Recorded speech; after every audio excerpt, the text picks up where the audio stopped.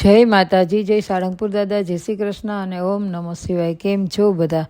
તો આ વર્ષે આપણે વર્ષ 2026માં નિર્જળા એકાદશી એટલે કે ભીમ 11 વિશે જાણીશું। તો આ ભીમ 11 છે એ 25મી જૂન 2026ના રોજ ઉજવવામાં આવશે। હિન્દુ ધર્મમાં આ સૌથી કઠિન અને પુણ્યશાળી એકાદશી માનવામાં આવે છે, જેમાં અન્ન અને જળનો બંનેનો ત્યાગ કરવાનો હોય છે। અને આ તિથિની શરૂઆત છે 24 જૂન 2026ના રોજ સાંજે 6:12 શરૂ થઈ જશે અને આ તિથિની પૂર્ણાહુતિ છે એ 25 જૂન 2026ના રોજ રાત્રે 8:09 પૂર્ણ થશે। એટલે ઉદયકાળ મુજબ 25 જૂને આ વ્રત રાખવાનું રહેશે। પારણાનો સમય છે ને એ 26 જૂન 2026ના રોજ સવારે કરવાનો રહેશે, સૂર્યોદય બાદ। તો આ એકાદશી છે એ આપણે કેવી રીતે કરશું? તો દસમની રાતથી જળ ત્યાગનો સંકલ્પ કરવો। 12 તિથિના સૂર્યોદય સુધી પાણીનું એક ટીપું પણ પીવાનું નથી। ભગવાન વિષ્ણુ ભગવાનની પૂજા કરવી વિધિવત અને ઓમ નમો ભગવતે વાસુદેવાય મંત્રનો જાપ કરવો એ ઉત્તમ ફળ આપે છે। દાન પુણ્યની બાબતે જોઈએ તો આ દિવસે પાણીના ઘડા, છત્રી, પગરખા અને મોસમી ફળોનું દાન કરવું। મોસમી ફળો એટલે ઋતુ પ્રમાણેના ફળોનું દાન કરવું જોઈએ। સનાતન ધર્મમાં દરેક મહિનામાં તિથિ અને તહેવારનું પોતાનું ખૂબ જ આધ્યાત્મિક મહત્વ હોય છે અને આ પવિત્ર પ્રસંગોમાં નિર્જળા એકાદશી છે ને એ જેઠ મહિનાના શુક્લ પક્ષમાં આવે છે, એટલા માટે તે અત્યંત પુણ્યશાળી અને શુભ માનવામાં આવે છે। આ વ્રત ભગવાન વિષ્ણુને સમર્પિત છે અને તેનું મહત્વ છે ને એ શાસ્ત્રોમાં ખૂબ જ વર્ણવવામાં આવ્યું છે। એવું માનવામાં આવે છે કે ભક્તો નિર્જળા એકાદશીનું વ્રત ભક્તિ અને નિયમિતતાથી કરે તેમને આખા વર્ષ દરમિયાન કરવામાં આવતી બધી એકાદશીના ઉપવાસ જેટલો જ ફળ મળે છે।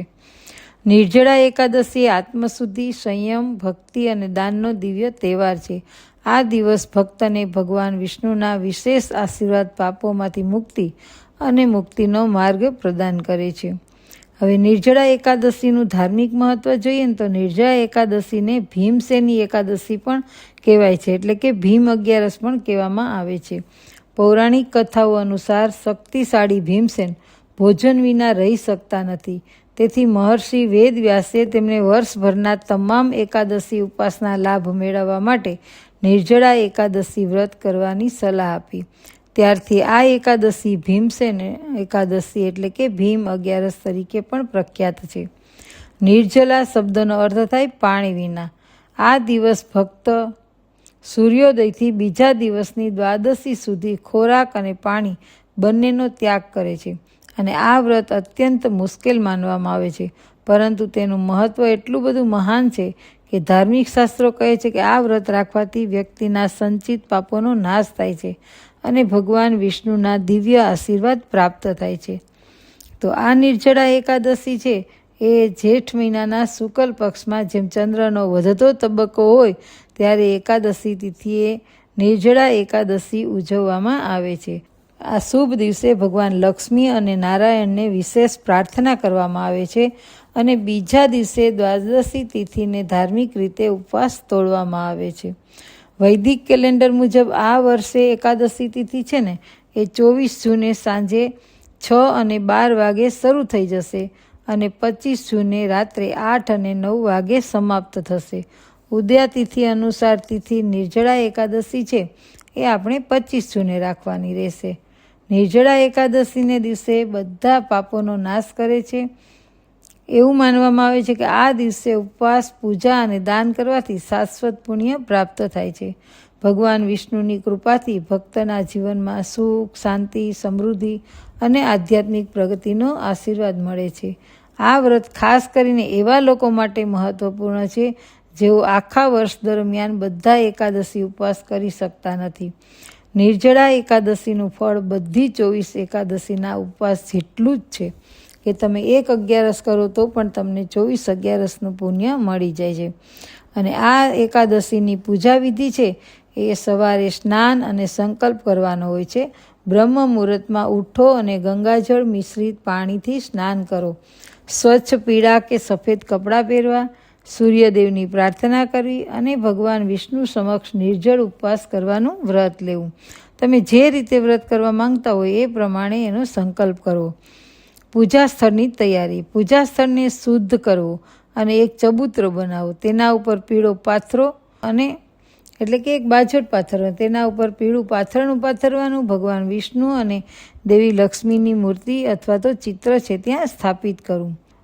અને ભગવાન વિષ્ણુને ચંદનનો લેપ, અખંડ ચોખાના દાણા એટલે કે આખા ચોખા ચડાવવા, પીળા ફૂલો, અગરબત્તીઓ અને ખાસ કરીને તુલસીના પાન અર્પણ કરવા.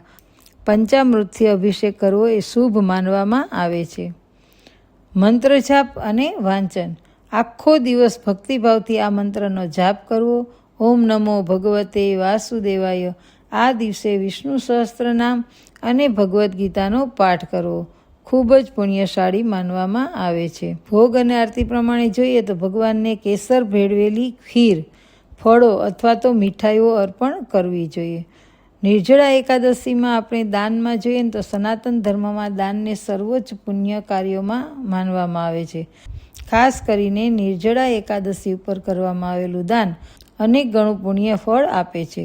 દાનના મહત્વનો ઉલ્લેખ કરતા ધાર્મિક ગ્રંથો કહે છે કે દાન સ્વર્ગ સુખ તરફ દોરી જાય છે અને વ્યક્તિને આ લોક અને પરલોક બંનેમાં પૂજાને લાયક બનાવે છે. તો આ દિવસે આપણે શું દાન કરવું? તો નિર્જળા એકાદશી ઉપર તમે આ વસ્તુઓનું દાન કરી શકો. ખોરાક, પાણીથી ભરેલો માટીનો ઘડો, કપડાં, ફળો, ફૂલો, છત્રી, જૂતા, ચપ્પલ, ઠંડા પીણા છે. પૈસાનું દાન કરી શકો. આ બધું જેઠ મહિનાની તીવ્ર ગરમીને લીધે ધ્યાનમાં રાખી અને તમે પાણી અને અન્નદાન કરી શકો છો. આ શુભ પ્રસંગે ગરીબો, અસહાય, જરૂરિયાતમંદોને ભોજન કરાવવું ખૂબ જ પુણ્યદાયી માનવામાં આવે છે. એવું કહેવાય છે કે ભૂખ્યાઓને ભોજન કરાવવું એ ભગવાન નારાયણની સીધી સેવા કરવા બરાબર છે. ખાસ કરીને દિવ્યાંગ બાળકો, અસહાય લોકો અથવા તો ગરીબ પરિવારોના ભોજનમાં દાન કરે છે તો તેમને ભગવાન વિષ્ણુ તરફથી વિશેષ આશીર્વાદ મળે છે. હવે પારણા છે એ તિથિના દિવસે વિધિપૂર્વક નિર્જળા એકાદશીનો ઉપવાસ તોડવામાં આવે છે. સ્નાન, પૂજા, દાન કર્યા પછી પાણી અને ભોજનનું સેવન કરવું એ છે એ દ્વાદશીને દિવસે એટલે કે 26 જૂન 2026ના રોજ આવતી દ્વાદશી તિથિના રોજ પારણા એટલે કે વ્રત તોડવું. પારણાનો શુભ સમય છે સવારે 6 વાગ્યાથી 8:39. ઉપવાસ તોડતા પહેલાં ભગવાન શ્રી લક્ષ્મીનારાયણની પૂજા કરવી અને ભોજનનું દાન કરી અને ઉપવાસ પૂર્ણ કરવો. આરોગ્ય વિશે જોઈએ ને તો નિર્જળા વ્રત ખૂબ જ મુશ્કેલ છે કારણ કે આ સમય દરમિયાન પાણી પણ પીતા નથી. જો કોઈ ભક્તની તબિયત ખરાબ હોય, વૃદ્ધ હોય, ગર્ભવતી હોય અથવા કોઈ તબીબી સમસ્યા હોય તો પણ તેઓ ફક્ત પૂજા, જપ, દાન કરી અને આ વ્રતનું પુણ્ય પ્રાપ્ત કરી શકે છે.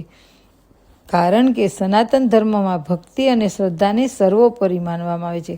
એટલે તમે ભગવાનની સેવા કરો તો ખૂબ જ સારું, પણ જો તમે નિર્જળા રહી અને પછી તમે 2-3 દિવસ માટે સેવા ના કરી શકો તો એ અગિયારસ ના કરવી અને તમારે જે તમારાથી થાય એમ બનતી અગિયારસ કરવી.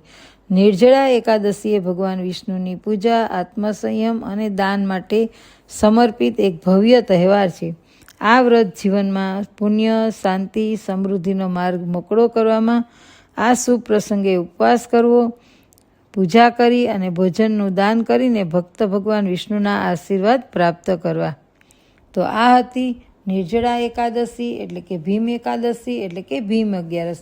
તો આપને આ વિડીયો કેવો લાગ્યો તે જરૂરથી કહેજો. અને આના પછીનો વિડીયો છે યુધિષ્ઠિર છે એ ભગવાન શ્રી કૃષ્ણને પ્રશ્નો પૂછે છે અને એમાં સમજાવે છે નિર્જળા એકાદશીનું મહાત્મય. એ મહાત્મય કથા વાંચીશ તો એ પણ જોવાનું આપ ચૂકતા નહીં.